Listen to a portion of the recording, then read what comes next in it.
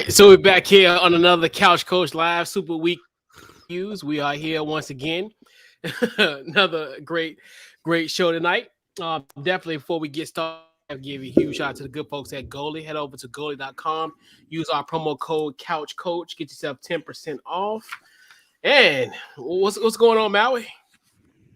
Oh man, everything's good, man. Yeah.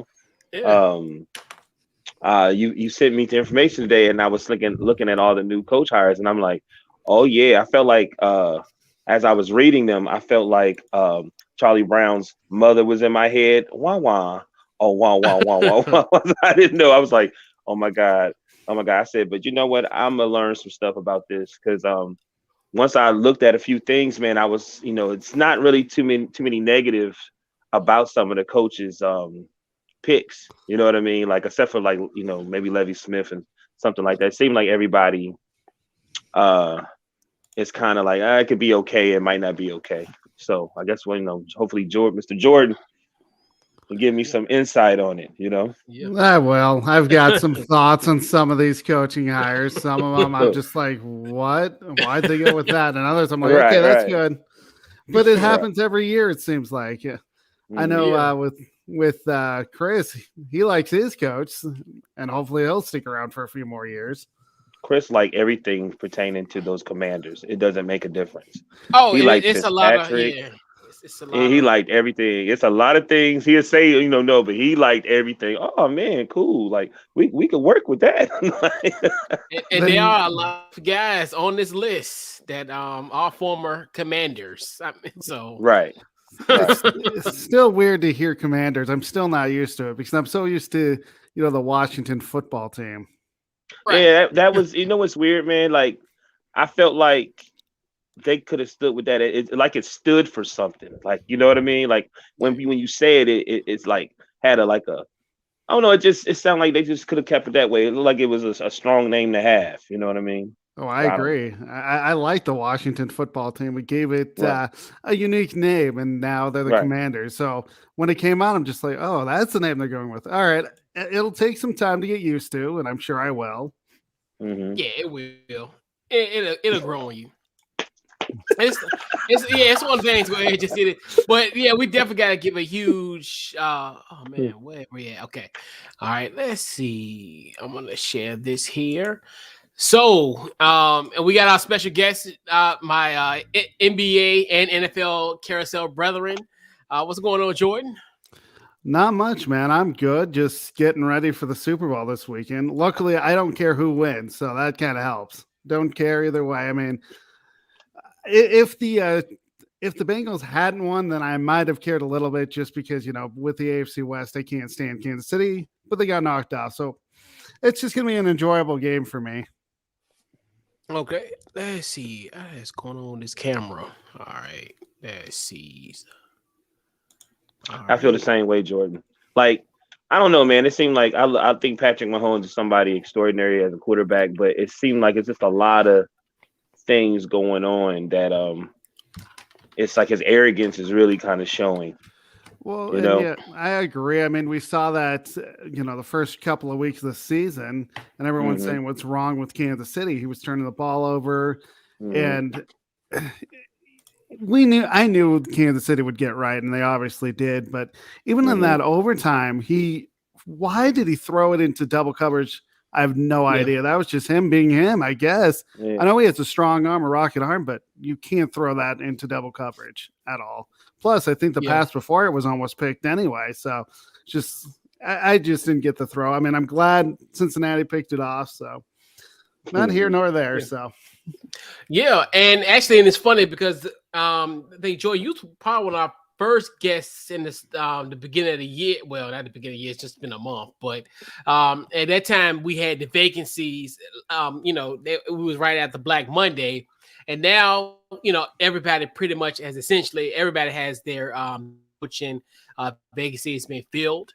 The formality obviously is going to be Kevin O'Connell. Probably Monday, Tuesday, he'll be officially the Vikings head coach. It's just more of a formality because obviously the Rams are in the Super Bowl. So Jordan, we talked about your Denver Broncos early, in the beginning, like as far as who we envision potentially would be a perfect match for you guys.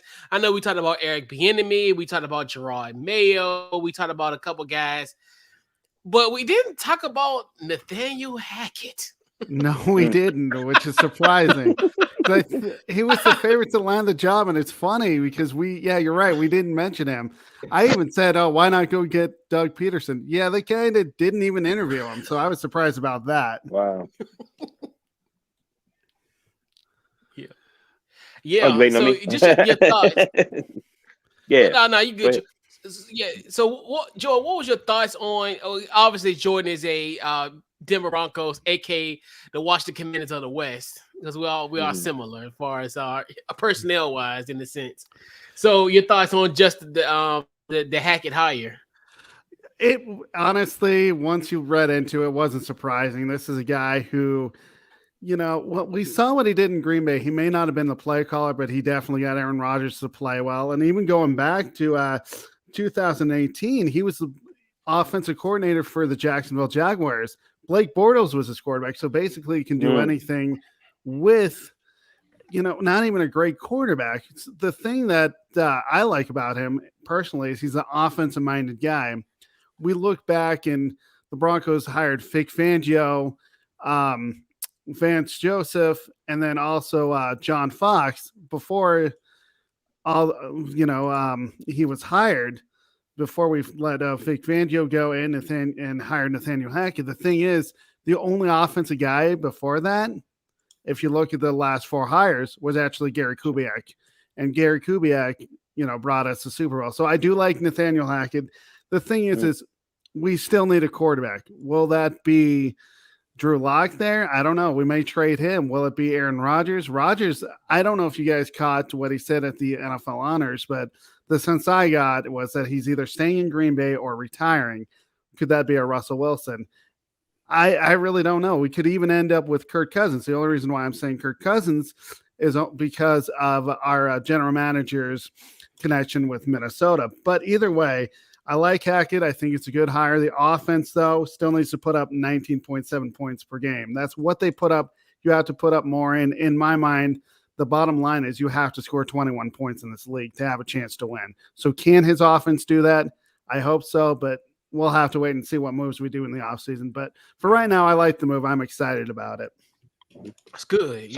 So do you think the quarterback, you said he had Blake Bortles, right? So do you think with the acting quarterback that you may have now that he still can do something great with him?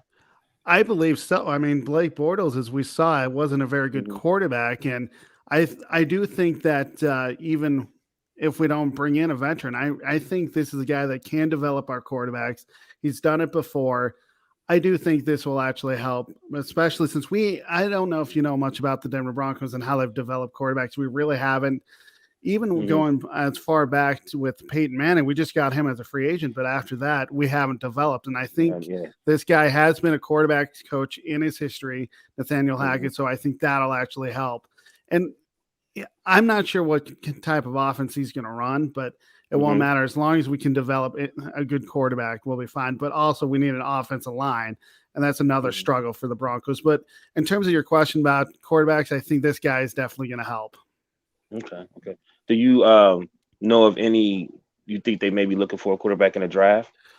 The only thing about the quarterbacks in the draft is I heard this is not the best draft. I've heard the Pickett out of Pittsburgh. I've heard his name thrown around. I just don't know if it's a great draft to go out and say, hey, let's get spend the 9th pick that we have on a quarterback. I'm not sure that we want to go that route. But I also don't want a guy like Aaron Rodgers, for instance, that's going to stick around for 1 or 2 years and then we have to rebuild. So I think if you can get one in the second round, that would be great as a backup. But I definitely think we have to go veteran. With that pick, what would you like? We've got a lot of needs. Personally, I would like a linebacker because our linebacker core isn't very good. We traded Von Miller, which I think was smart for him to get a ring. Josie Jewell, one of our better tackling linebackers on special team, he was out for the year. Alexander Johnson, our best cover corner or linebacker, sorry, he was hurt for most of the year. So, and really, if you look at who we have, it's Bradley Chubb is the only guy that's signed. So I really think you have to go linebacker, add up the linebacker depth. If not there, I would like to see also maybe even on offensive linemen because we haven't really developed our offensive line very well. Mm-hmm. Okay. Yeah. Mm-hmm. And It's so, tough. What is the coaching hire that you loved out all the ones that have essentially been filled? Which one did you like the most? I actually liked Doug Peterson. I mean, you're going to Jacksonville with a young quarterback in Trevor Lawrence, a guy that knows offenses. I just hope that he gets a chance to succeed there. Doug Peterson, that is, and he's a Super Bowl winning coach.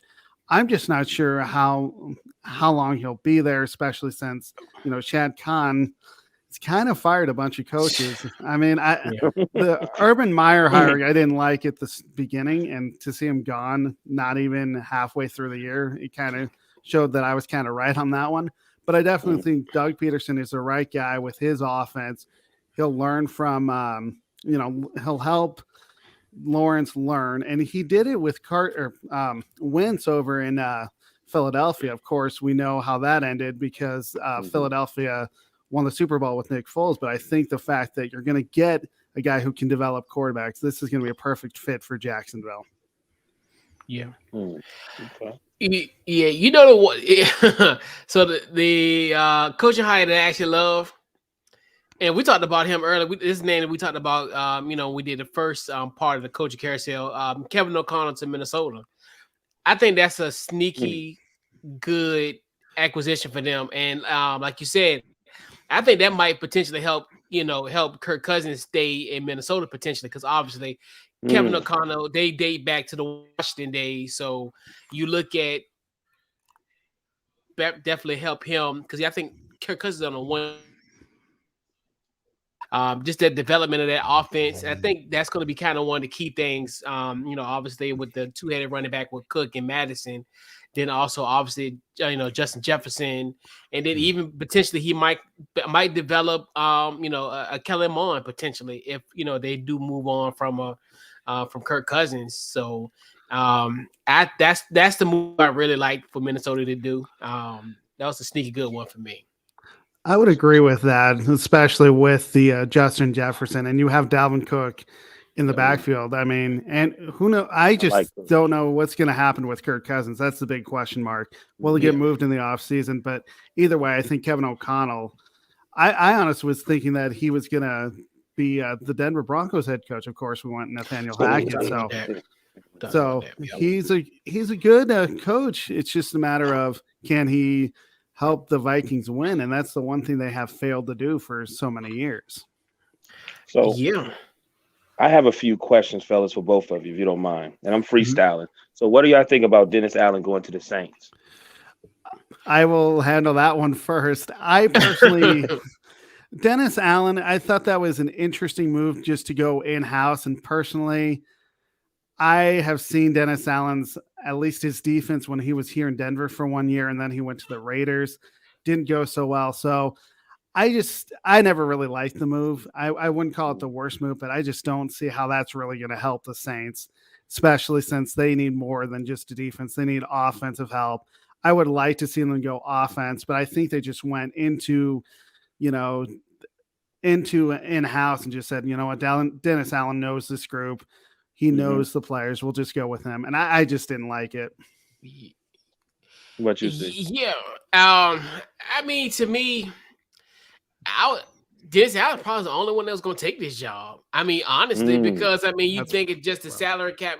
Because New Orleans going to have a lot of salary cap casualties come March 17th when the league New Year starts. So, and like you said, I'm like you, Jordan. This ain't a team that think about like this. A team that needs to get over the hump. Like it's like a rebuild type situation, and the mess that has to be cleared up. And I get where they're coming from because they might think, hey, it's Sean Payton just abruptly retired. So let me just get somebody that's in house. They probably think to themselves, that, hey, we were a little bit close. We were a game short Mm-hmm. of making the playoffs. So Mm-hmm. hey, maybe this could be the right move. But then, like you said, it's gonna be a rebuild because then who would have took that job? Because it's just Right. like all this money that you're paying, like, and who's gonna be your quarterback? Because you're not gonna get Jameis is not gonna pay for not gonna he not play for peanuts again. That's over Mm-hmm. with. And then you have Taysom Hill, who's really not Taysom much Hill, of a. who's He's really not a quarterback. He's more of a runner right. / hybrid. I didn't get that. I still don't get that move with Reason for that. Dennis Allen. So I never understood why they paid him that much for that role. I got a few, man, but Mike McDaniels to the Dolphins. I actually thought that was a pretty interesting hire just because the Dolphins got rid of Flores for whatever reason. And we know what mess that has created. But I think Right. that honestly is one of the better hires in Yeah. terms of the fact that the Dolphins weren't that far off from being a playoff team. They were one went away, and you still have a great not a great quarterback, but a young quarterback in Tua Tagovailoa. So they have talent there. I think McDaniel is going to actually do pretty well there. Okay. Yeah. Since you're a Broncos guy, I'm sorry. Go ahead, Chris. I'm so sorry. Oh no, you good. Yeah, I like Mike McDaniel. He's another Washington guy. He's another guy that was with us for I think 2 years. I think he was our offensive assistant in 11, and then our wide receiver coach in 2013. I was shocked that he got an opportunity. I mean, be honest with you, because he was the one that really wasn't in that as far as the ones that was getting interviews. Because everybody was essentially all the coaches were going through the car wash as far as everybody, certain candidates. And this is one of the things where he was almost like a Nick Sirianni of this cycle, where people he won't really highly saw it, but like that one team, and they kind of in a weird way kind of fit that same type of mode. Where I'm not saying that they are socially awkward, but they are in a sense where you look at that. So I look at that as that was kind of the one that I was shocked as far as him going there. I definitely I figured I thought they were gonna go the Harbaugh route because even though Stephen Ross kept on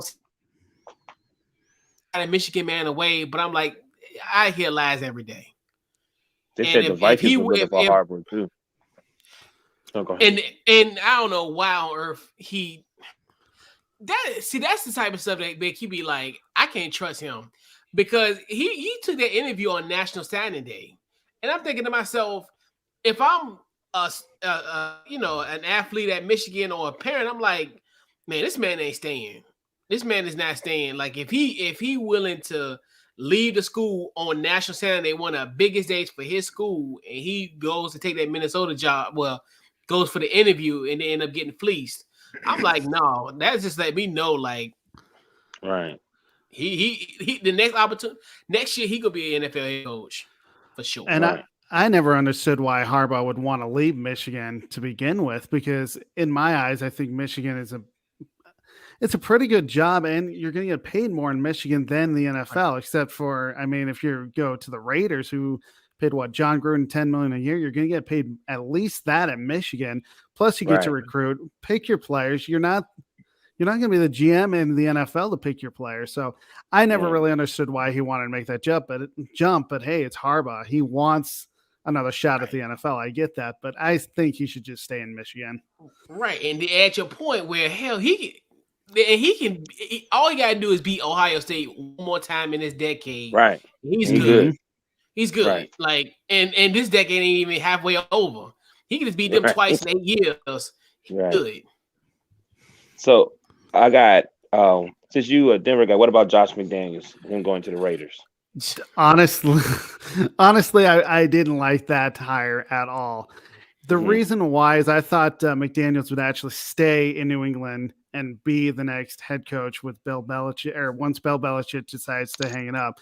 But also, I look at his history with the Denver Broncos. It didn't go so well, as we all know.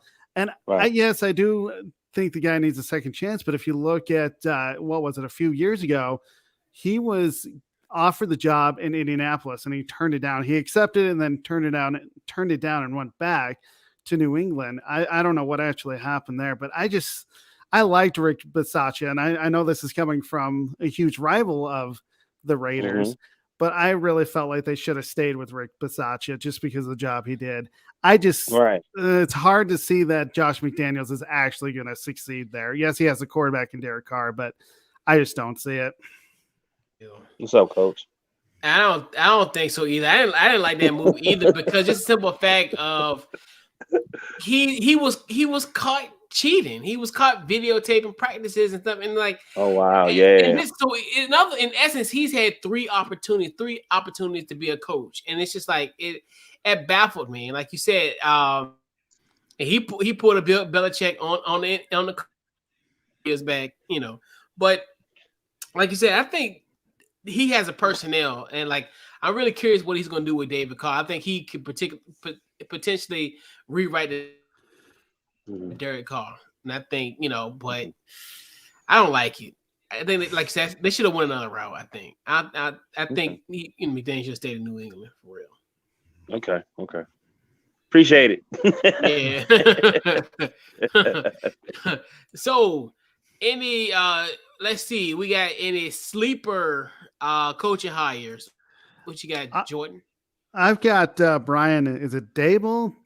What? Yeah, Daboll. Yeah, Daboll in New York. I mean, I know a lot of people are saying that the Giants' offense isn't that great, but Daboll turned Josh Allen into a pretty good quarterback. He can do it with their quarterback. I forget his name off the top. Daniel Jones. Yeah, Daniel Jones. Yeah, you're one of your rivals. Yeah, Daniel Jones. So I think this is actually going to help his development. Yeah. And that's the thing that the Giants were missing. I know they had Pat Shurmur a couple of years ago. That was our great offensive coordinator, but we saw how bad he was in Denver with his play calling. I do like the hire of Daboll. I just think that's a good sleeper. I could have gone with McDaniel over in Miami, but I think that's one of the better hires. But yeah, I'm going with Daboll as the sleeper, just because I think he's going to turn the Giants around. Unfortunately for Coach, he doesn't want the Giants to do that well. I know. I was like, oh, he went there, because I knew once was it Shewin, the GM from Buffalo. I knew for certain that was gonna be like lock and step, that he was gonna be there, and they and like you said, it's probably one of the best moves, I think, besides the Kevin O'Connell hire, in my personal opinion. He brings Daniel Jones. I think he's another guy. I think if he gets continuity and actually have some consistency as far as and you would assume, because though the GM and they're gonna be lock and step, so they'll be there for at least a few years. So there's gonna be continuity there. So but I like that move for them, and it just gives them a little bit of toughness offensively. He turned into because remember, people used to think Josh Allen was gonna be a bust. Now he's a perennial. I did too. Me and Jeff had a good conversation at the beginning of the season, was saying that if he don't do anything this year, that we was like, man, And then he lost to the Steelers, and I felt so good that I felt like my opinion was right to the end of the season. Yeah, right. Yeah, because like I think that first year, people was looking at him like he was gonna be like a game manager. He wasn't gonna have that cannon arm, and then like you kind of see like the progression. So that's why I like, and that it's probably I wouldn't say that that Daniel Jones is gonna have a similar trajectory, but if you look at just Daboll's history and producing a guy like Josh Allen, who many people thought initially was just gonna be almost like what Tyrod Taylor was previously, as far as just a game manager. Hey, just don't throw the ball over. But now he can beat you in a multitude of ways, and he's a perennial all-star, not all-star, but a Pro Bowler and an MVP candidate just about every year at this point. That's exactly what we were thinking that Drew Lock would become, but he hasn't been that way yet. And of course, Josh Allen was picked. I think the Broncos had a chance to pick him, but we picked Bradley Chubb instead. So that's another miss by the Broncos. I know, right? I remember with Daniel Jones versus the Washington football team. I cannot remember if it was last year or this year, but they were going at it. And it was the first time I ever really sat down and watched Daniel Jones. I mean, I didn't know that he was that big. And then when he ran, I was like, oh, he can run if he want to. And then he was really throwing the ball pretty good. So I'm hoping that this gentleman, because I seen flashes, just like your quarterback coach. I've seen flashes of really greatness in there. It's just that the quarterback of the Giants, and everybody's getting hurt. Everything's on you. You know what I mean? And then you paid this. What was it? The receiver was from who was this receiver from? He was from Detroit. He was from Detroit, right? So they paid him all that money, and then he's sitting on the sideline. He's one of those fire receivers, and he's yelling at him. You know what I mean? This young quarterback, and I'm like, man, somebody got to do something. Somebody got to do something. So hopefully this gentleman will bring the best out of him. Yeah, Dayball. Yeah, that's gonna be a good that's gonna be a good combination for them two, big time. Right. So out of the 8, I think it's 8 coaching vacancies, which coach is gonna have the most wins in 2022? Jordan. I still think it's McDonald in Miami, just because that team was one win away from making the playoffs, and you still have Tua Tagovailoa. They have a pretty good defense. They just need to show a little bit. They need to improve the offense a little bit, but other than that, I think they're more of a complete team than some of these teams that hired some coaches. I would also say that Minnesota with Kevin O'Connell could be in there too, but I'm still going to go with Miami with McDonald. Yeah. I'm going to go Texas with Levy Smith. I just plain don't like that hire. Well, not that I don't like the hire. I just don't like the franchise. I don't like the franchise, and then all of it too, where it's weird. That hire was really strange. Like they were literally on the verge of making Josh McCown their head coach. That wouldn't have made sense either. Right, because he's a high school coach. Right. And it's just like, how can a high school coach become an NFL head coach? Like literally, he's never been on the NFL staff. I mean, as far as a coaching staff, these guys we understand because, and honestly, with them, these guys they got it from the mud. Especially I look at guys like Kevin, Mike, Brian Dayball, like these guys been around. So it's not like these aren't just like these guys that they just sprung up out of nowhere. No, they've been putting in groundwork, but versus him, he was just on the practice squad for the Eagles, like 2 years ago. Right. So it's just like, right. And they allowed him to coach the team. Because remember they pretty much made him because that was like during like the CV-19 era where it's still existent. But like they pretty much said, hey, don't be around us, or it was a situation where like they let him coach that Fridays and then like he'll come into town like the next day or something like that. I remember that. It was they had a weird type of arrangement. I put it that way. And they did. And I mean, I do like Lovie Smith just because of what he did with Chicago, got them to a Super Bowl, but just the Texans as a whole, their franchise is just a mess. And, well, even with the Deshaun Watson stuff, is that ever going to be resolved? I know Watson does not want to play for them. So could he be out of there? So it's like, who is Lovey really going to, coach on offense? He's a great defensive mind. Don't get me wrong, but who is his quarterback? Because as we all know, you have to have an average to, I wouldn't even say a franchise quarterback, but you need, almost an elite quarterback to take you somewhere. And I just don't see that if you're going to get rid of Watson. Especially in that division, because you think about it. Mm-hmm. It was weird today, man. When I was watching stuff based on that, they were not nice about Lovie Smith. They was like, they feel like he's not, head coach material, that they feel like his prime is over with. And they was like, he's a defensive minded coach, but Texans did better than people thought, but his defense was bad last year. It really was. I can't remember where they ranked, but I know they were in the bottom of the league, and so. And because I don't think McCown is not gonna be on their staff, right? I know they were trying to force him on their staff, but I think they still got Pep Hamilton because I think guess right because he didn't leave. He didn't.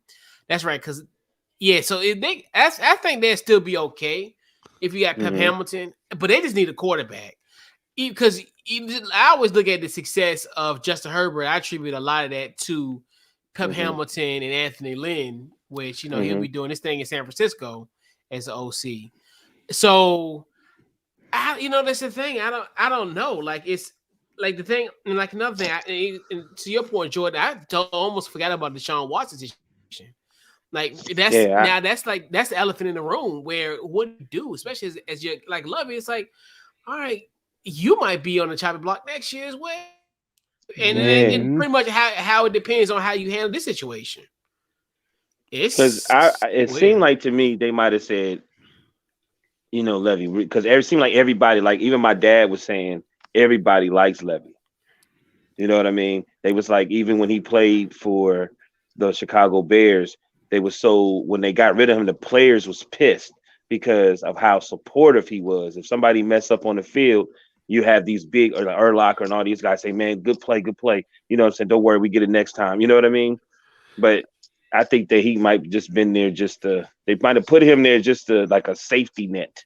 You know what I mean? Yeah. I completely agree with that. I mean, Lovie Smith is a player's coach. People like playing with him. And we've seen what Chicago has done without him.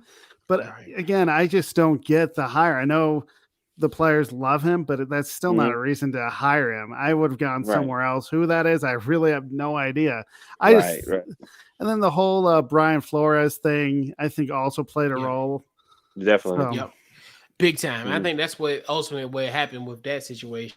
And then the Bears, like, speaking of the Bears, like, I mean, because they hired what's his name, Matt. He was a defensive coordinator for Indianapolis. It was Matt E. I call it that way, Eva Flores or something like that. Yeah. That it? Okay, yeah, okay. That's another one. Like, and you got Justin Fields, and I'm just like, here we go again. It's just like there we go. I don't think the Bears was that bad. I think it was potential there. It was Matt Nagy. There. It's Matt Nagy. They had to get rid of him. They had to get rid of him. They really did. Because they're a playoff caliber team. And that's why I'm glad because everybody kept on saying, oh, it's Mitch Trubisky's fault. No, you can't blame 2021 season on Mitch Trubisky. He was sitting under center, he was holding the clipboard in Buffalo. So, Also, Mitch Trubisky got them to the playoffs. Where are they right now? Still not in the playoffs? Right. So. Exactly. But, it is crazy. But, yep. So, fellas, we got to get into talk about some let's get ready for Super Bowl Sunday. We're here about 48 hours, less than 48 hours away from Super Bowl 56 in LA. So, we'll go around the horn. I'll go with you first, Jordan. Your storylines to watch in Super Bowl 56. I'm going to actually start with the Bengals. They've been the underdogs. They actually remind me of the Broncos team that won the Super Bowl in 32. No one gave them a shot to beat the Packers. That's what's happening in these playoffs. As for the Rams, we know how good the Rams are, especially with offense, with Matt Stafford, Cooper Kupp, Odell Beckham Jr., and then you look at their defense with Aaron Donald, Von Miller, Jalen Ramsey. I mean, this team is loaded. If they don't win it now, who knows when they'll win it. Right. Yeah. What you got, Maui? I'm going to piggyback basically what Jordan's saying, like, the Rams, man, if they don't win it now, and I think that's the true motivation.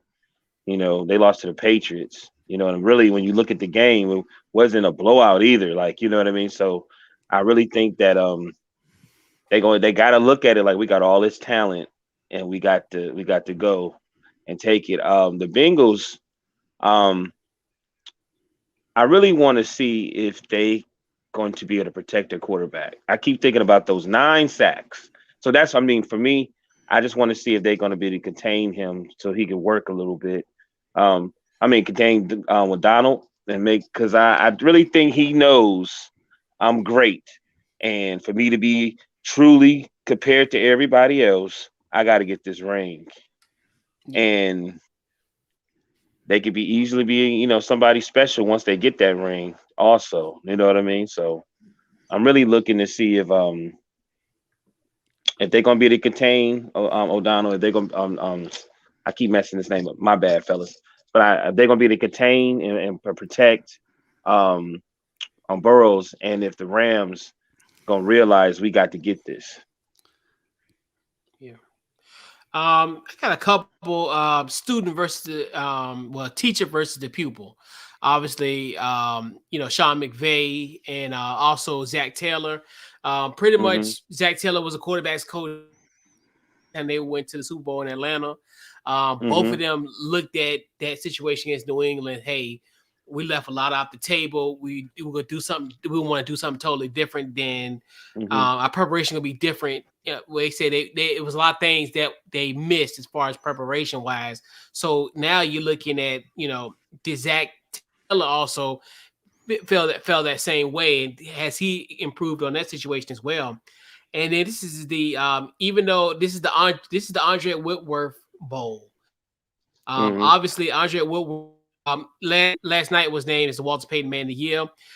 He actually was a part of the Bengals organization from 2006 to 2018. So it's funny that he's in that predicament because he pretty much went through what I call the dog days of Cincinnati in this modern era, where that when those playoff games, those heartbreaking disappointments with Carson Palmer, then also the transition to Andy Dalton, and then he ended up leaving. So that's another thing. Now he comes to the Rams. He was a part of that team that went to Atlanta as well and lost. So he knows their struggles as well too. And then these are a battle of number one overall picks, and it's funny because everybody matchup. This isn't a sexy quarterback matchup. Number one overall picks, obviously Matthew Stafford in 2009 and Joe Burrow in 2020. So a battle of number nines. So if you're in the numbers, hey, both quarterbacks will wear the number 9 jersey. So right. I got one more, man. Yeah, I want to see if we gonna see the resurrection. We've seen signs of it, but I want to see if Odell Beckham is really gonna prove that he was that guy. Like, I'm hoping that he don't start dropping balls like he did in the playoff games after he was on the boat. Like, I really want to see. I mean, I'm just being honest. Like, you know what I'm saying? Yeah. I want to see. He's where he wanted to be. He had to go to Cleveland for a minute and get criticized and deal with some stuff, but he's in LA. He's been showing out, but he at the big game. And I remember when, I'm watching like reality shows of little kids playing football. They remember it was a couple years they had like all these reality shows of TV football and stuff. Yeah. And all the kids had blonde hair like him. You know what I mean? So I want to see, if he gonna be able to show out the way a superstar and a God gifted receiver is supposed to. That's a good point. I mean, I didn't think about it, but yeah, you're right. They're gonna, especially if the Bengals double Cup, that's gonna leave Odell wide open. So he's gonna have to, step up his game in the Super Bowl. I didn't really think about that Odell would have to, but you're right. I definitely think he has to be a large part of this offense in order for them to succeed. Yeah, because like I just saying, like he took a little vacation to Cleveland, to get out of New York. And that's all they kept saying. He really wants to go to LA. He really wants to be in LA. Well, now he's there. He got a quarterback that can throw him the ball. And I'm not even going to lie. I want the Bengals to win. I know we're going to probably talk about that later, but I never was a believer of Odell.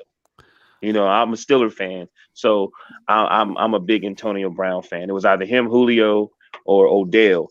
And Chris and everybody always told me how great he was, and I'm like, man, I just remember one catch. That's pretty much what everybody remembers, was that amazing catch on Sunday Night Football thing. Oh no, that was Thanksgiving. I think it was in the night. I think it was, but I mean, I guess because I seen him twice a year, and he always used to torch us. So yeah, and that's what he said. I see him twice a year. He torches us. I see him twice a year. You only get sometimes some people don't ever get a chance to be in the Super Bowl, man. That's true. Yeah. Yeah, big time.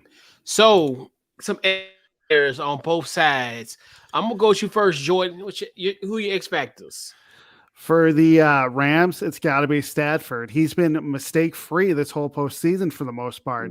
Can he Mm-hmm. keep that play up? I just think if he turns the ball over and becomes a turnover machine like we saw in Detroit, they're not going to win this game. On the other side, with the Bengals, you have to get the running game going with Joe Mixon. I know Mixon hasn't done a whole lot, but if you get, a couple of yards here and there, that's going to take the pressure off of Joe Burrow to throw the football, and that potentially will open up the passing game. Yeah. What you got, Maui? Oh, I'm agreeing. I agree with Jordan.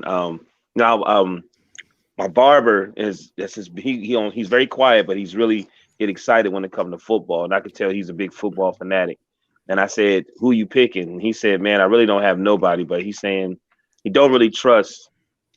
Oh man, I just had his name on the Rams quarterback, and he was like, Stafford. "But Stafford, that's right." He said, I really don't trust him." He said, "But I believe if the Bengals go in there," and he said, run the ball and with Mixon, and he said, see how what everybody's going to do, they can have a good chance to win the game. I think that but I just think they got a grizzly animal on the other side, and I think he knows, man, Ray Lewis, Lawrence Taylor, I just think he knows. I smell blood. You know what I mean? I think he's going to have an issue. Since you're a Broncos, you remember Von Miller when they played the Panthers? You remember that? Oh yeah, Yeah, I do. I really am like, man, come on, Cam. Would you run the Yeah. ball or something? But I really think it's going to be like that. I think he's going to. I really do. But I think the X factor is just that if the Bengals just run the ball, man, and keep Stafford out there, maybe get some points early, get a nice little lead, make them have to play catch up. That might actually make Stafford make some mistakes where he may overthrow the ball, might be some fumbles. The anxiety kick in because there is pressure on the Bengals, but it's not as much as it is on the Rams. So if that anxiety when they trying to play catch up, that could be a problem. Yeah.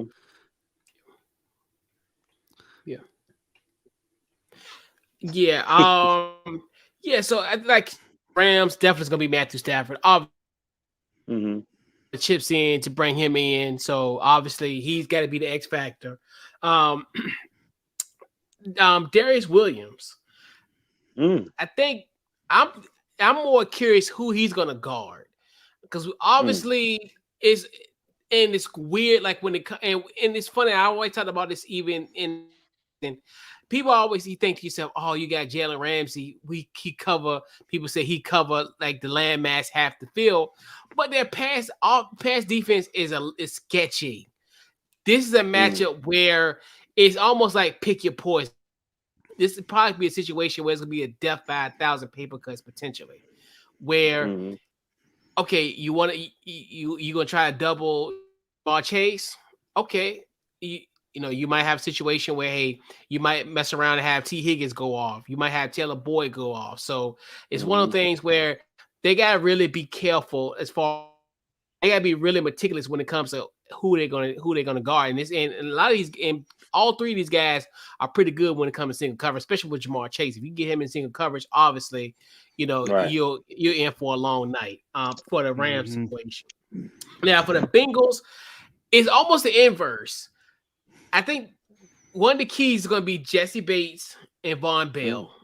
They're going to be guys I look at from their secondary, also like Eli Apple and just their committee of secondary. They're another one where it's almost like they're opportunistic. Obviously, like we looked at in the AFC Championship game where so you're looking at and Matthew Stafford does, like you said, does he revert back to the Detroit ways where he kind of throws interceptions this and third. And then also, like you said, it's very key. I think if those guys can force some turnovers, I think that's going to be the difference in this game because I think that can negate, potentially what Joe Burrow and them are going to face as far as the pressure. I think Right. if they can get turnovers, they can take care of And I think one of the biggest X factor is the coin toss, honestly. And this is going to sound kind of Mm. crazy. What's going to happen? Because who's going to get that ball first and who's going to defer in the second half? That's huge. Mhm. And I Yeah. always look at those types of things because the halftime is going to be different. It's not just like Right. normal, 12, 13-minute Yeah. halftimes. It's Now gonna be this is more going to like be a about half an 30 hour. minutes, half an hour or Right. more. So if whoever quarterback is going to be on ice, Right. that's going to be the issue because you think about it, you might have a quarterback, you might have either Matthew Stafford or Joe Burrow sitting on a bench for about an hour potentially. Hmm. Right. So that's one of the things I look at. Like that could be something that could be watch that is going to be interesting, and I think that's going to control the tenor of the game because you just never know what scenario. Because if Cincinnati's down, we think like we always talk about like Cincinnati's a team that's like a second half team, but this Yeah. is a Yeah. Yeah. different second half. This is a different second Yeah. half where would I to sit on the bench for an hour after having a hot second quarter or a hot first half? No. So it's interesting. I put it that way. I think that could be an interesting subplot potentially in this game. Like if And we're I looking at hope it that they at doing halftime. schemes. I hope the coaching and I hope they thinking that way. They've got to know that the halftime it's going to be really almost like a complete different game afterwards. I hope somebody saying, you know what, we should have a whole complete like just have a good plan of after. They've got to know that it's going to be different afterwards. They've got to. And that's why I think that's good for both because they've both been in this predicament. And that's the thing where Right. you kind of throw the Super Bowl experience out the window because these two guys, even though albeit Zach Taylor wasn't a head coach, but he was a quarterback's coach, but he was Right. in that same building. So, that's where, like you said, it's hard to prepare for something like that because you're not accustomed to it because it's only once a year where you having a what I call it not abbreviated, not the opposite of abbreviated, but elongated halftime. So yeah, I'm telling you, it's gonna be huge. So let me real quick before we move on. Do you think that whoever get the ball first should be aggressive? Like just go ahead and get the points early. Like, you know what I'm saying? I'm trying to, get down. I'm just throwing it out there. Yes. I think, especially Cincinnati, because I think because I even said like Cincinnati, it could be a potential almost a repeat of last year. It could be a 31-9 affair, essentially, where they don't give Joe Burrow any time to throw. But if he can at least, like you said, if he can involve Joe Mixon in the field, and then also it'll kind of, and I'll bring up that point again, like as far as an X factor. Once because this is for Cincinnati's effort could be like a game of inches for them. So if they can get something, even if you get a field goal from McPherson initially, hey, we good, we matriculated the ball down the field, and hey, that gives us hope going forward. So okay, we kind of survived the first knockout punch. If we come down here and get 3 points, I think we're gonna be in a good spot. That's the playoffs. All playoffs have been that way. It's been like really like weird, and then in the second half, and then everybody they playing catch up, and then they all of a sudden we going into overtime. So that's interesting. Yeah, that's interesting. Yep. And let's see, we got that with the X factors. All right, fellas. We got keys to we do first keys to a Rams win. I'm gonna go with you first, Jordan. What you got? So a key for the Rams, and we've talked about it with the offense, is if Stafford can find Cooper Kupp early and often, that will give him, confidence. It'll also give the Bengals realizing they have to play man-to-man coverage or even zone with a high safety. It really comes down to can Cooper Kupp make plays on this defense. We've seen it in these playoffs that especially in the Tampa Bay game where that game was tied late and he just, for whatever reason, beat the defense and got into field goal range for McPherson. So I think the key is, can you get Cooper Kupp going? Big time. What you got, Maui? I got the same thing. For them to win, it's just like what George said, like he's been, Stafford's been damn near perfect. So it's got to stay disciplined and, just keep do what he need to do. Luckily he does have a receiver that's a miracle. You know what I'm saying? He like, are you sitting there like, how did y'all let him get open? You know. So just had the confidence and understand that he that's why they came and got him. You know what I mean? Yeah. And then that's the reason why they came and got him. So they believe in him, and he got a coach that believe in him, and trust one another. Don't make any mistakes. And if you do, let it go. You know what I mean? Get ready for the next one. Yeah. The Rams, they gotta get pressure on Joe Burrow. Simple as that, because ultimately they gotta wrap him up. To me, you're gonna have to collapse that pocket for him.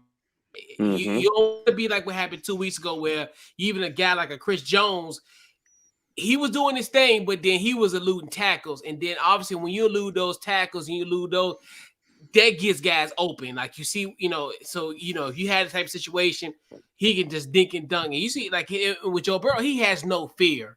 So he'll be able to try to elude that. You need to collapse that pocket to a point where you get that initial hit him. Initially, you have to get that first initial hit on contact, because if he'll lose a tackle or he do anything kind of go outside that pocket, he's fearless. So he might gun on you. It might, if it's set that first down versus, so you really in essence have to get him bottled down, and almost similar to like what Tampa Bay did last year to Patrick Mahomes. Because if you let him elude you and give him a few seconds, he might see daylight in the dark. Like, it's been proven. Yeah, exactly. So what about the Bengals? What you got, Jordan? I have to think it has to be keeping Joe Burrow upright. If Aaron Donald and Von Miller, who has been an MVP in this game, luckily as a Bronco fan, I was happy to see that.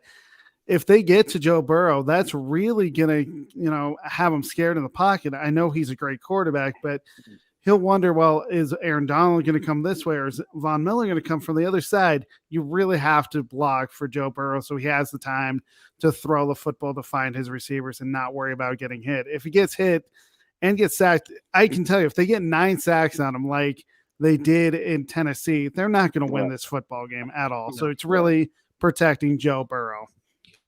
Yeah, because they're not offensively challenged like Tennessee. Not at all. Exactly. Yeah. What you got, Maui? Could be definitely protect Burrows. I think that's the main thing. I forgot Von Miller even played on the team. I'm not even gonna lie to you. And I'm thinking about Ramsey and I'm thinking about Donald, and I just think that definitely protect. And if if you don't think you can protect them, have the right plays and schemes to make them hurt themselves. You know what I mean? Like ever since I've been with Coach, I always say you paying all these coordinators all this money, so they need to go to work. You know what I mean? Yeah. You should already know what your weakness is of everybody, and you should know the positive and with the strongest. And if you know that, first off, this quarterback got you there. I mean, you're the Bengals, first of all. You know what I mean? Who'd have ever thought that you would have been in the Super Bowl, right? And you see the Rams, you look at them, you're like, damn, they a Super Bowl team. But you're looking at yourself like, damn, we was just like this a couple of years ago, and look where we're at. You know what I mean? So you have this opportunity, right, to have the right schemes. So if they do put a lot of pressure, which they are, make it use against them. You know what I mean? And I think we already said Matthew Stafford's been very perfect. And definitely when you look at the Bengals, like they actually have had a lot of teams for them to win. It's been a lot of turnovers. You know what I mean? With so like, because that's how the Colts, it was an interception, right? With the Colts, right? Well, with Tennessee, I'm sorry. Right? Yeah, because I think he threw 3 interceptions that game. I believe so. I think because matter of fact, his first pass was an interception. So that's what I'm saying. They this is the team that they rely on. Hopefully they get some turnover. Let the defense just be disciplined and then be creative. You know what I mean? Um, and I just think main thing is they got to protect Burrows, man. I think if they do that, it's gonna be a dangerous situation. Yeah. Yeah, I look at just I think field position is gonna be key for them to win this football Hmm. game. Like to me, Hmm. I look at it like this with them as to me it's almost like obviously, keep Burrow upright. But Right. hey, get yourself in position so McPherson can kick you a field goal to get you some to Right. at least Mm-hmm. get you an opportunity. Like to me, I always say, hey, if you're at that 50, hey, just think to yourself, okay, we go in for the score, or hey, let's give him 15, let's at least get to the 30. He can kick a 50-yard Hmm. field goal, and at least from there, you're gonna put points on the board because like Yeah, and keep putting points on. Yeah. I think that's the key thing. And then also the Hmm. turnovers. I think like we talked about Von Bell, Eli Apple, those guys, that secondary, also Jesse Bates, the safety. If they can get those turnovers, I think that's going to give better opportunities for Burrow. Like to me, I think that's going to be the saving grace if they was win this football game. Like if somebody say, "Hey, Cincinnati won," okay, well they had to have at least maybe two turnovers potentially, because I knew Hmm. Joe Burrow was pretty much wasn't going to really have much to throw. So Hmm. if they were to win, they have to almost like a Tennessee type of effort where you had to get multiple interceptions off of Matthew Stafford. So, and then like you said, mixing also is another key too, where that kind of helps too, as far as if you do get in a jam and you notice, hey man, like Burrow's getting eaten alive. Hey, let's establish the running game initially in the beginning. Initially, like let's get that started first, and then just mix it up. That's a mix it, but also Hmm. get that involved. And Joe Mixon is kind of like, I wouldn't say he ain't a Swiss Army knife, but he's a dual purpose knife. I'll put it that way. Hmm. If Hmm. he can maybe catch out the backfield from time to time, potentially get him involved in that type of scheme. But Hmm. turnovers is key. Field position as well. Like for them, especially for like that, they need to Hmm. take advantage of everything that's given to them. So yeah, Right. yeah. So Right. fellas, we got what's our it's prediction time. All right, so who will win Super Bowl 56 and the Super Bowl MVP? I'm gonna go with you first, Jordan. Who you got? I've been back and forth with this just because it just feels like these teams are pretty evenly matched, but I just feel like the Rams have the better team, and I've got them winning 28-21 with Cooper Cup getting the MVP just because Okay. I think he's going to ball out. He's going to, that it's the biggest game of the year. He's going to be open, and it's just a matter of can Cincinnati stop him, and nobody has yet. So I'm going with Cooper Cup as MVP, the Rams winning 28-21. You Mm. said 38. You said 38-21? No, 28-21. 28-21. Oh, 28. Okay, 28-21. Okay, Jordan. All right. And you say your league MVP is going to be I'm in the league, but Cooper Cup. Okay. Mm-hmm. Mm. Cup. All right. 21. All right, we got Maui. I got I'm gonna say the Bengals and MVP Chase. Okay. Um, I What don't know. I just we score? mhm, the Score? score. Yeah, I can't remember what I said on Wednesday, but I'm gonna say uh 21-25. Stay Okay, around Bengals. that. I think it's gonna be closer than what it is. Chase. All right. Yeah, give me the Rams. I'm in in a weird way. I think this might be almost similar to last year. I'm really think this could be a 31-9 type of matchup, but I'm not going to do 31-9. I'm actually going to do 37-21. Okay. And Matthew Fair enough. Stafford, the Matthew Stafford will be the Super Bowl MVP. Matthew freaking Stafford at the If that University actually of Georgia. if that happens, man, would that would be I mean, it was a great trade to get him from Detroit, Yeah. but I noticed that actually in Detroit they're selling Detroit Rams gear for Matthew Stafford in some of their shops. So if that happens, Wow. Yes. Smart to get And out of hey, there. and Georgia won too. Hey, why not one of its finest alums Why win the not? finals? Not finals, but the NBA. But yeah, I got Matthew Stafford. 30. Yes, I got 37-21. So I think it's gonna be, and Y'all took the 21 points easy probably way gonna be in out. garbage in good time. Y'all took the easy way out. We all know they're Sorry. gonna win. Well, let Nah. me look on Twitter. Let me go on Twitter, Instagram, and see if But yeah, Odell and plus, kicking it on the I boat.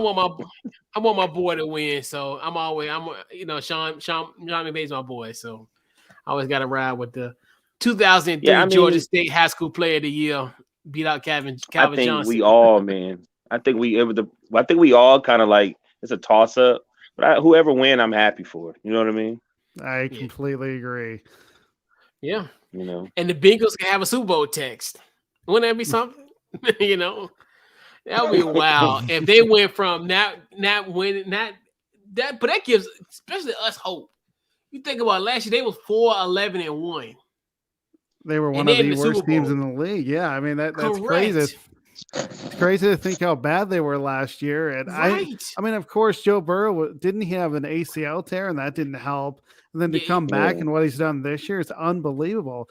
I Right. mean, I know Coach and I talked in the wild card round before the wild card round that the pressure was more on the Cincinnati Bengals, and look at what they've done. Right. Right. It's so bizarre, like how all this happened. Like you said, it's just like you said, it gives us hope. It really gives like bad teams hope, like to be be in that predicament. And right, and it's just right. It's hilarious, And bro. all this type of stuff. And if they don't win, you think about all those struggles that they've had, just the quarterback play and even Ryan Finley. And then it's just but it's a good thing because and I remember when they was videotaping Cincinnati Bengals, the Patriots. Yeah. Because Mhm. that's when I knew Zach Taylor was gonna be good. Do that for just because even though at that time he was struggling to where Right. you root for a guy like a Zach Taylor who, in most cases, we talking about cheap Cincinnati now, he'd have been gone. Mhm. Like you think how our fan base. Well, besides you, Maui, you got a coach for 15 years and they don't lose. But me and you, Jordan, we knee jerk. Our ownership and stuff, we knee jerk. Ain't no way we gonna let a guy that's been here since 2019 and and don't produce nothing up until this year. Oh, he'd have been gone. Like we'd probably been on our second coach. And I've had And conversations about that, and we were saying like that might be some of the issue. You know what I mean? That you're so quick to hurry yeah, up and fire a coach and then bring somebody in, whereas you know what I mean. A lot of the time, it yeah, ain't the coach's fault; it's the GM. And that with the Brian Flores stuff, what I'm hearing is it seemed like the ownership and the general manager and the coaches, for you to have a winning franchise, they really got to mesh together and be, you know what I mean? And if they're not, yep, then it's going to be a problem. yep, But the people who's going to use their job most likely is going to be the yep, coach or the yep. GM, Right. because it seemed like sometimes the player and the owner actually might be getting along. You know what I mean? And Right. then And that's that's not a good thing. And the one thing that that's AKA why I Tom Brady and the Patriots owner and Bill Belichick. the one thing yep, that I hate about sports, and as much as I love sports, it's always what have I done for you? What have we done for you lately? for you And I lately. think Right. that's the biggest problem. And we look at NFL, and I really think it takes at least 3 years for a coach to get Yep. down his system, and we're firing coaches after one Hmm. year, Right. 2 years. Right. It Right. doesn't make any sense. Mm-hmm. Yep. And that's what it is. And it's like, and that's why and I don't know why NFL teams do it, because it's simple. Don't reinvent the wheel. They try to reinvent the wheel every week. And that's why, honestly, even in this coaching carousel situation, I'm so glad Byron Leftwich didn't take that job in Jacksonville, because He he would was have going to set failed. himself. Yes, he would have. miserably. And I love that he didn't take that job. I So love what that. happened with Hey, that, fellas? I was waiting for well, that. I was going to ask. So can y'all okay, tell me, give me some insight you on that? good? From what I understand, is he was offered the job, but was having second thoughts about it and realized Jacksonville wasn't the place that he wanted to go to because he figured he'd fail. He'd rather be with the Buccaneers. That, as far as I know, Hmm. that's what happened. I'm not sure if there's And a anything little more bit, to it. yeah, a little bit more Yeah. context to it. So essentially, what ended up happening was he pretty much was going to get the job, almost to a point where I thought, because we do shows on Wednesdays, I thought we was gonna break that news that Wednesday night when we were gonna do the show. What Hmm. happened was because he didn't trust Trent Baalke. Trent Baalke is the general manager for Jacksonville, right? He Hmm. wanted Adrian Wilson to be his general manager. Shad Hmm. Khan, which and now we keep telling Jordan, this is NFL 101. We tell people this to people head explodes. Your GM and your coach has to be locked in step. Mm-hmm. So that's why Brian Leftwich didn't take that job in Jacksonville because they won't want to get rid of the general manager, which is Trent Baalke. Because like people, and he now has a reputation of not being trusted. So Hmm. obviously, like you said, to your point where he looked at it, was probably gonna fail because of the simple fact of, hey, I don't have the right GM. He wanted Adrian Wilson, but they didn't want to hire Adrian Wilson.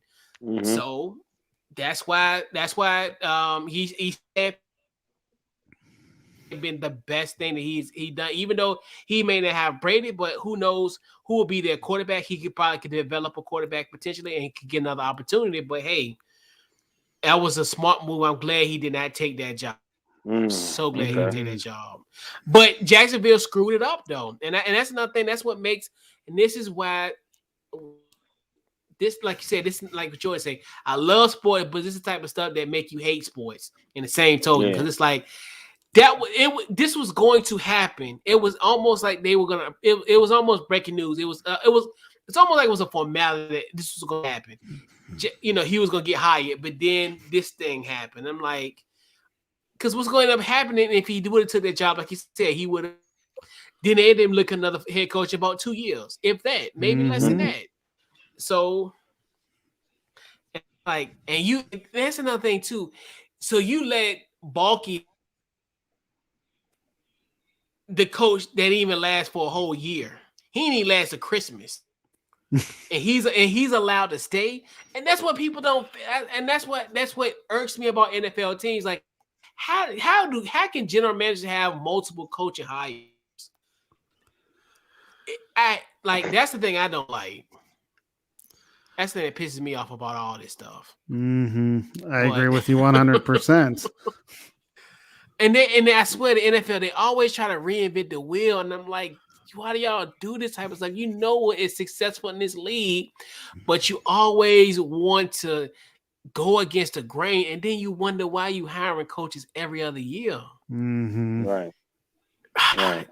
I don't get it. Like, there's a roadmap to it. It's like it's a book. It ain't a book like in theory, but you know what to do to be successful in this league. But people just veer off. If I tell you, oh, you need to go right, oh no, go left. Like, that's all they do. Mm-hmm. I don't get it.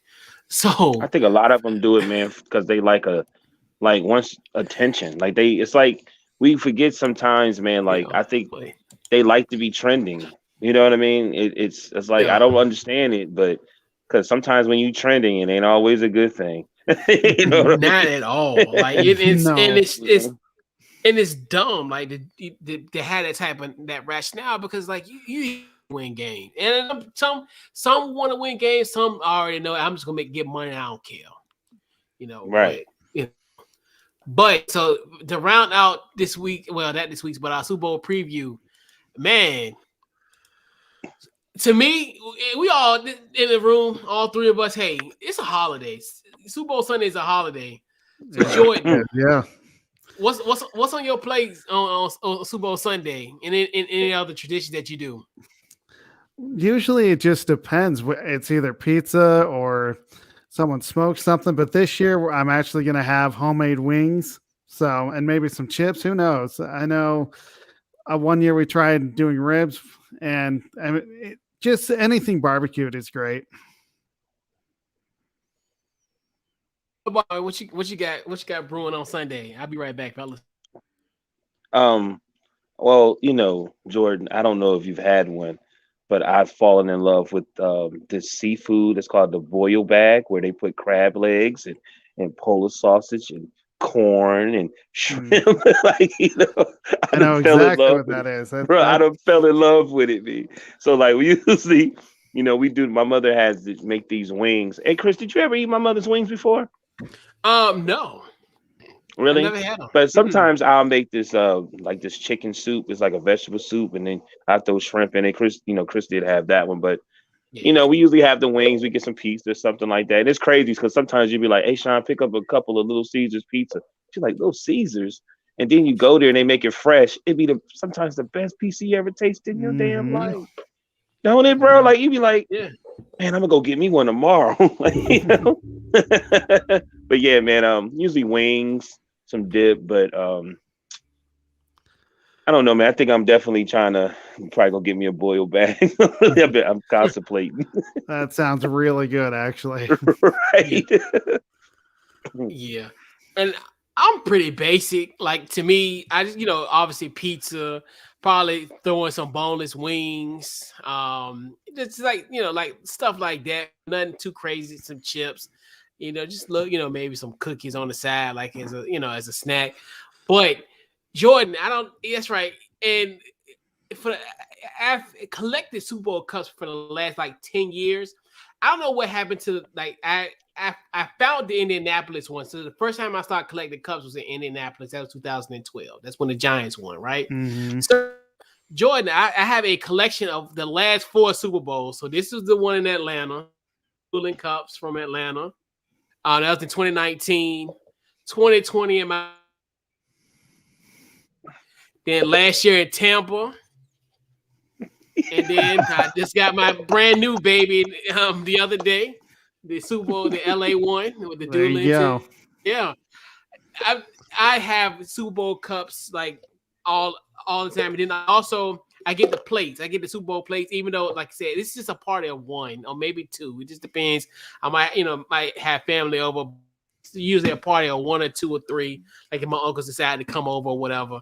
But I have the plates and I have the dueling cups. So I have, it's a holiday to me. It's almost like I always look at it at the Christmas, New Year's. Oh yeah, it's the Super Bowl. So, I just want to know what I would do if one was ever to make it to this. I would probably be like nervous, like scared, like I don't even think I would even be able to even like do a show because I'd be so probably nervous. I feel you. I mean, I know when the Broncos played Seattle in Super Bowl 48, we know how that ended up. I was really nervous, and then I forgot about first play of the game, snap goes over Peyton. I'm like, okay, this game is over. I can't be nervous anymore. And then Super Bowl 50, everyone counted us out. I wasn't even nervous because I'm like, well, what's going to happen? It's going to happen. Feel about this game in a sense because normally when there are good halftime shows, the game is bad. Mm-hmm.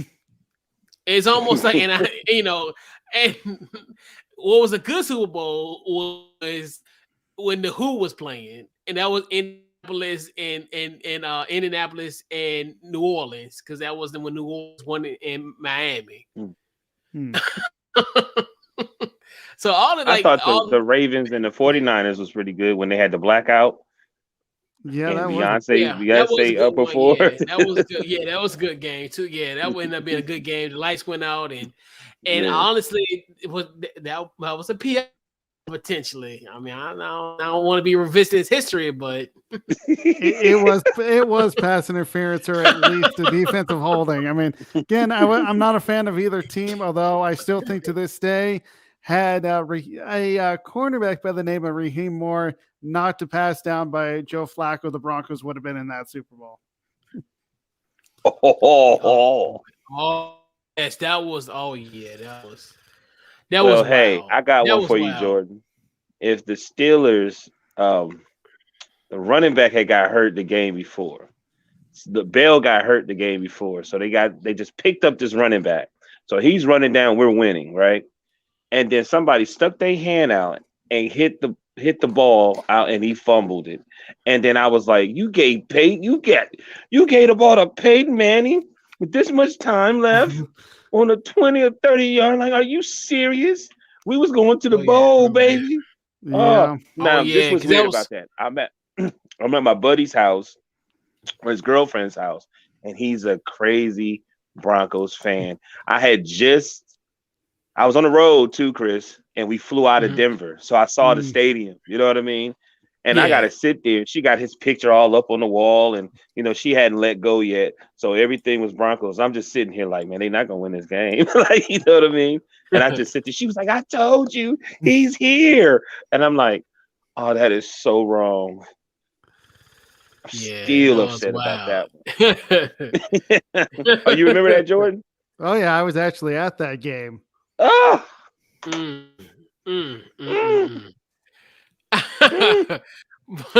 Yeah. Fellas, let's put a bow on this Couch Coach Live. NFL coaching carousel and Super Bowl preview. So we'll go around the horn, social media, final thoughts, and upcoming plugs. You can plug away. What's you first, Jordan? What you got? Of course, you can find me on the NBA Carousel with Coach. I do the Denver Nuggets sometimes, as well as the Phoenix Suns. Of course, once the NFL season goes, I'll be on the NFL Carousel doing the Denver Broncos. You can follow me on Twitter at sports-scoop.com. And I have a blog that I write Mondays through Fridays. Of course, I also have podcasts on Fridays at sports-scoop.com. Yo. Maui, what you got? Oh, man. First off, great show, man. It's a pleasure meeting you, man. All success to you. Thanks, Coach, again for letting me come on a special day. And social media is DT Morgan 78 Instagram and Deshaun Morgan on Facebook. But before I leave there, please Lakers fire Rob Pelinka. I definitely would have traded for John Wall at 2027. Sorry, just thought I'd throw that in there. Whew. Okay, terrible. I feel good now. I feel good. Go ahead, go. Yeah, once again, like you said, also catch me on NFL Carousel on Mondays as well. I'll talk Clippers, definitely a huge shout out to Clipper Nation. So that, and also NFL Carousel, I do covering the Washington Commanders, formerly the artist known for the Washington football team. Yes, and then Facebook, Twitter, Instagram under Couch Coach Live. Also, check out the podcast anyway. Get your podcast, Apple, Spotify. We're there. Also, just check the page as well. We've been going at it real hard when it comes to Super Week. So definitely, you want to, from a Bengals perspective, head over there. Check out our guy Taylor Cornell from the Who They Den podcast. Also, our guy Jonathan. Sports judge, he did the Rams. We did a show Wednesday with the Hoopers, one half of the Hoopers. Shout out to our guy John W. And then also huge shout out to the other half of the Hoopers, our brother Fresh, his birthday today. So definitely huge shout out to our guy, my namesake. Shout out to Chris. Yeah. And that is it. I think we got a somewhat of a betting show in the sense we got a more of a prop bet. So we're talking some prop bets.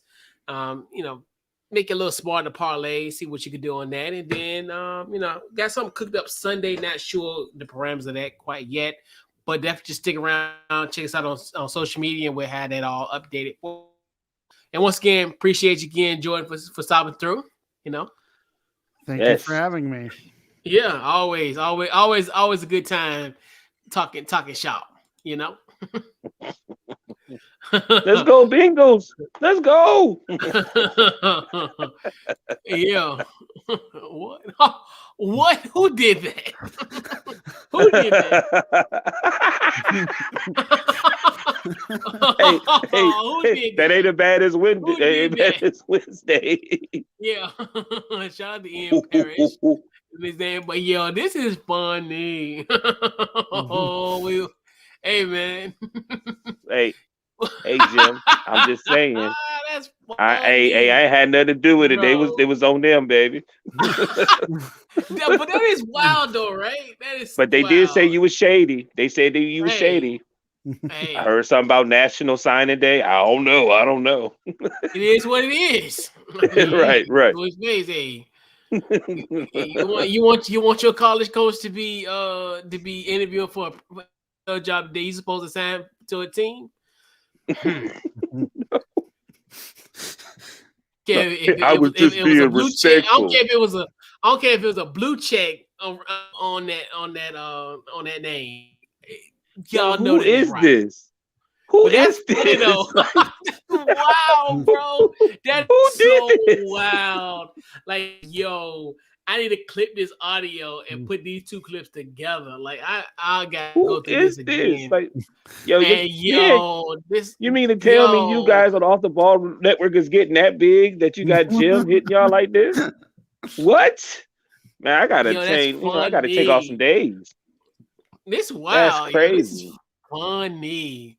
Yo, I definitely need to clip that audio. Funny, like that happened, yo. I'm just tripping my tail off of this. This is hilarious.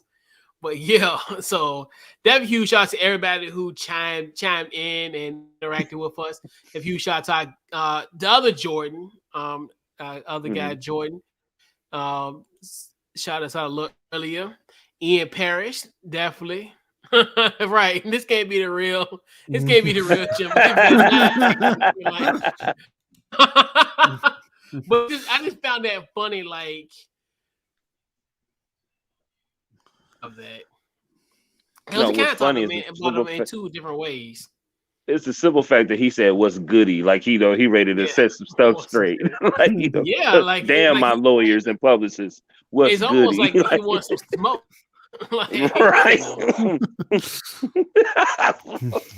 So we talked about his San Francisco 49ers, who what PI call. So hey, that is so I turned off the lights, bro. so that is hilarious. But yeah, man, once again, another great show, fellas. Man, we super week. We're here. Been a great week so far. Still got a few more shows left to go, and just enjoy the holiday. The holiday weekend is among us. So, and hey, once again, appreciate you, Jordan, for coming through. And Malwood, once again, always good. Mm-hmm. So, and we'll catch you on the next episode. This has been Couch Coach Live, and we out. Welcome.